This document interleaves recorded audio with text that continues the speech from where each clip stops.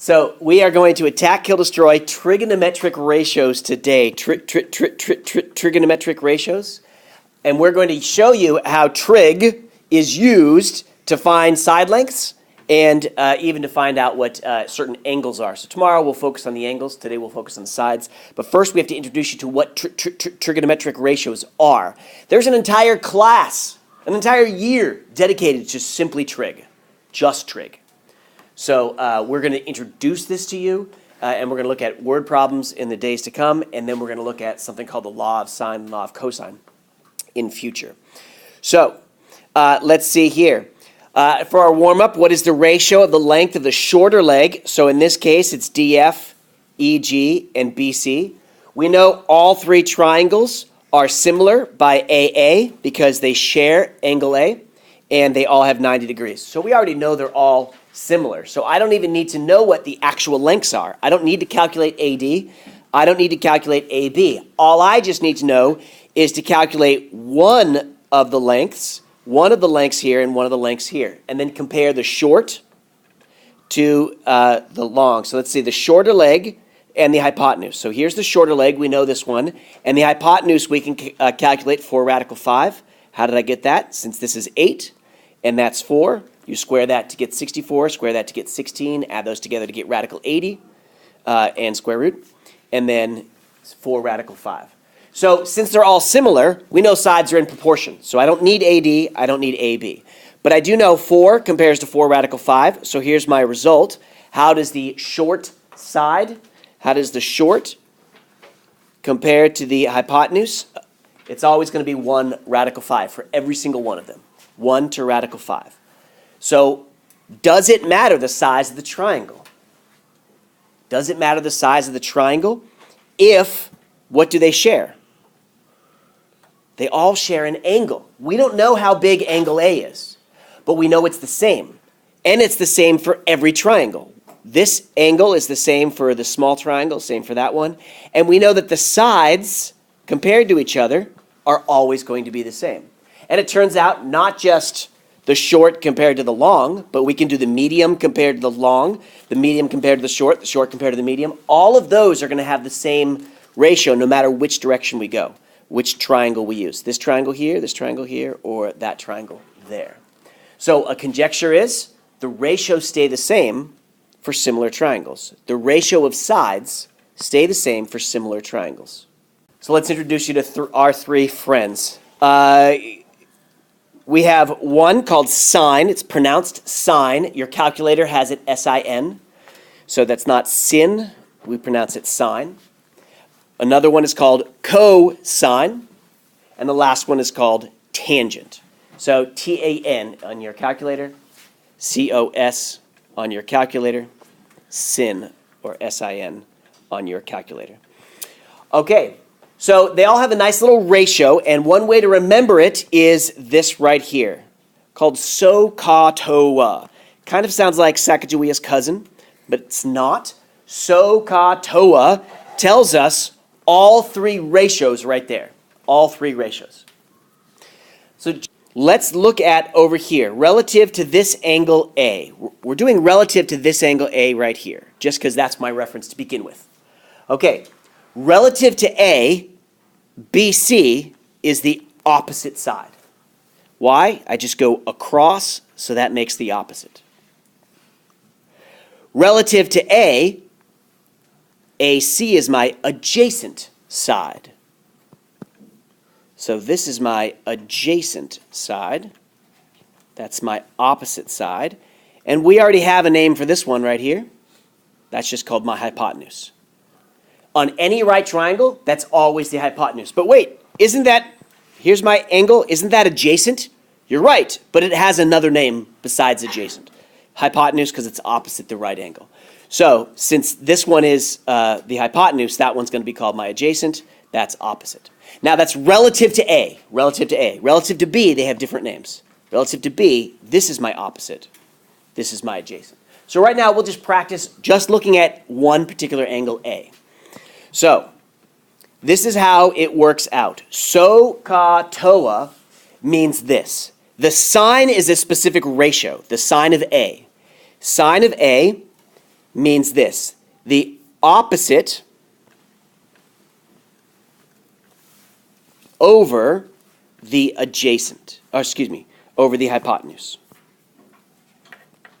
The opposite over hypotenuse. And that's where we get the OH here. So that's where we get the SOH, S-O-H. The sine is the opposite over hypotenuse. So cosine is going to be your adjacent over hypotenuse. So that's where we get the A over H, the ca. Cosine is adjacent over hypotenuse.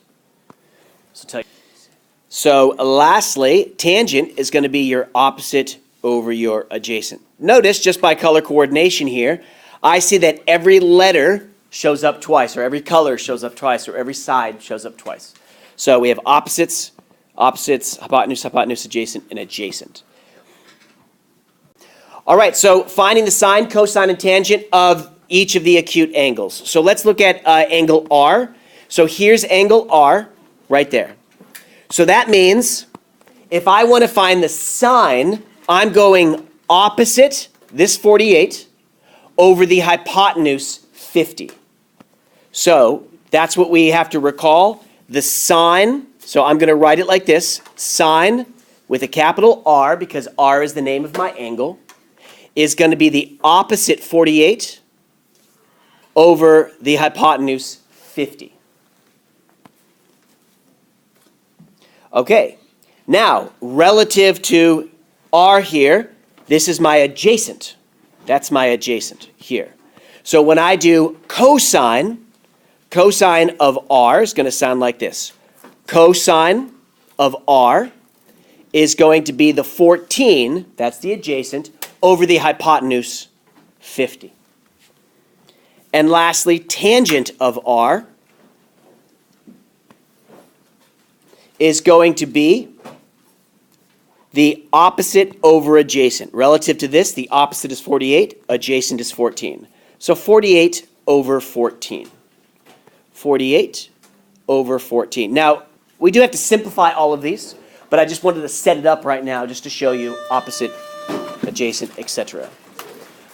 If we want to find the sine, cosine, and tangent of angle T, now we have to go from a different perspective. So relative to angle T, the 14 is now my opposite.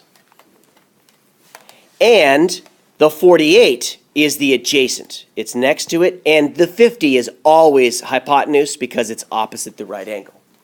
So we might even start with hypotenuse just because that's going to be a firm foundation, trigonometrically speaking.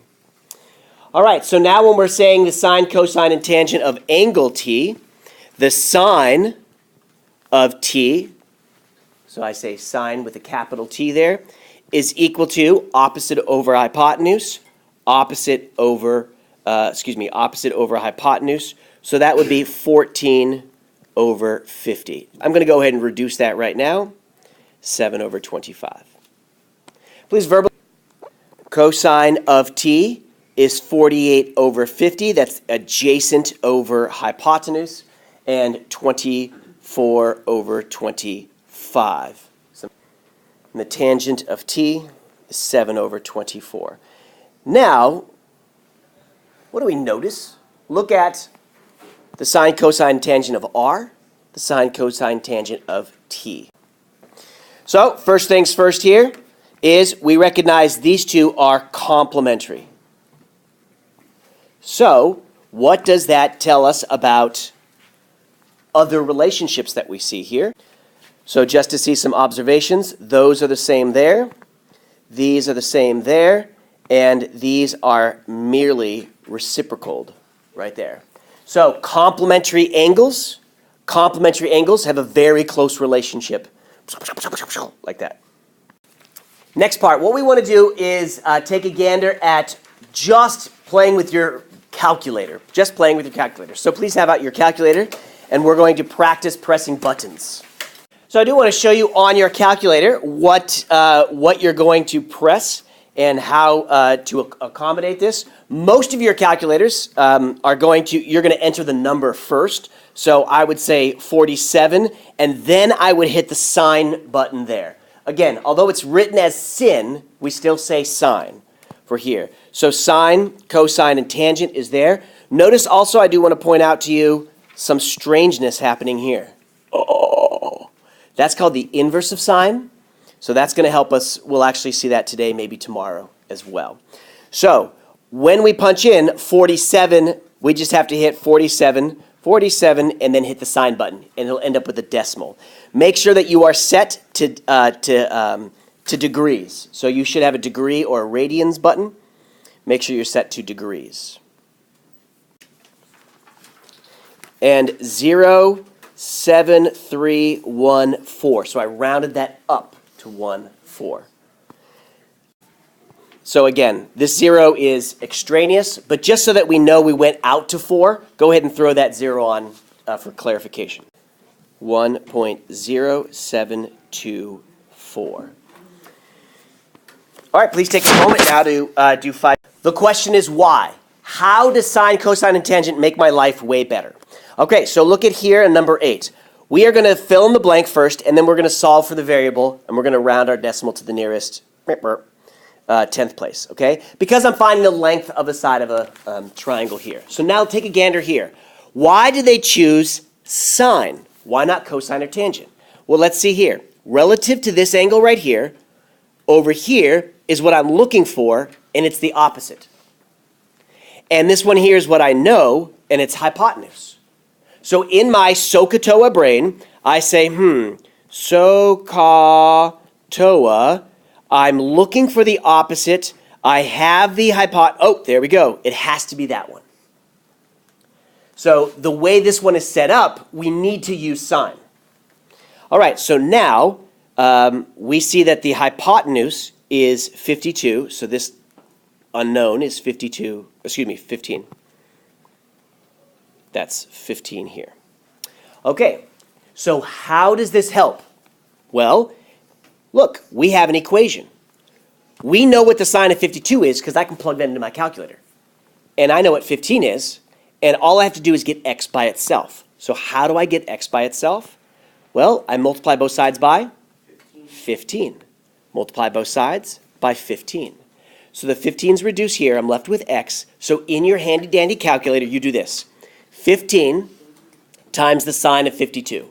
Now, on many of your calculators, you're going to press the 52 first, then press sine, and you'll get your decimal, and then do times 15. After I plug that into my calculator, I got x is approximately 11.8. Before I commit to that, I need to make sure it makes sense. My hypotenuse has to be the longest side. But look, folks, 52 is bigger than this angle. Why? Because these are complementary, so that's 38. So that means 52 opposite has to be longer than this one here. So looking at that, 11 makes sense to be a little bit shorter than this, but probably longer than that. So put a ring around it because I commit to it. So let's look at number 9 here. Relative to 37, this x here, which is unknown, is my adjacent. And this one is already my hypotenuse. So that means, using SOHCAHTOA, I see that I have to use cosine, because I'm looking for the adjacent and I have the hypotenuse. So I'm going to set up using cosine. So cosine of 37 degrees there. And how do we get x by itself here? What do I multiply both sides by? 14. So in your handy-dandy calculator, you say 37, hit the cosine button, you'll get a decimal, and then multiply that by 14. So x is approximately 11.2. There aren't units on this, so I won't say centimeters or inches or whichever. So lastly here, tangent. Why are we using tangent? So let's see, what's my reference angle? This is my reference angle. This is my opposite right there. And this one here is my adjacent. So because I have the opposite, I'm looking for the adjacent, then I will put that in. The tangent is equal to opposite over adjacent. Now here's the trick. Here's a trick. Notice that x is downstairs in the denominator. So how do I get it out? It's a two-step situation, but it's actually, the shortcut is just one step. I do have to get x out, so I'm going to multiply both sides by x, and then I have to get rid of the tangent by dividing by tangent. So really, here's a super secret shortcut. All you have to do is just do a little quick jimmy jig. Those two switch places. The tangent goes to the denominator, and the x is all by itself. That's the super secret shortcut. So just to show you that jimmy jig here, we get x equals 8 over the tangent of 24 degrees. So in your calculator, you might need to use the parenthesis one or use the reciprocal. You have to do 8 divided by the tangent of 24. So since I'm rounding to the nearest tenth is a 0. So x is approximately 18. So let's see the situation here. You're measuring the height of a tree. You stand 45 feet from the base of the tree, and you measure the angle of elevation. Angle of elevation. That's a very specific term, by the way, angle of elevation. We'll spend some more time on that, but angle of elevation is just the angle that I'm looking up. The angle that I'm looking up to see something. From a point on the ground to the top of the tree to be 59 degrees. Estimate the height of the tree. So because this is 59 degrees, it's bigger than 45 degrees, I expect this to be larger than 45 feet. The diagram does not look to scale, right? It looks almost isosceles. So my guess is, since that's bigger than 45 degrees, I expect this to be not isosceles, so bigger than 45 feet. There's too many 45s in there, sorry. All right, so how do I set this one up? Well, let's see what I have. This is my reference angle. I'm looking for the height, which is opposite. And I know the distance there, which is my adjacent. So which trigonometric ratio am I going to use? Sine, cosine, or tangent?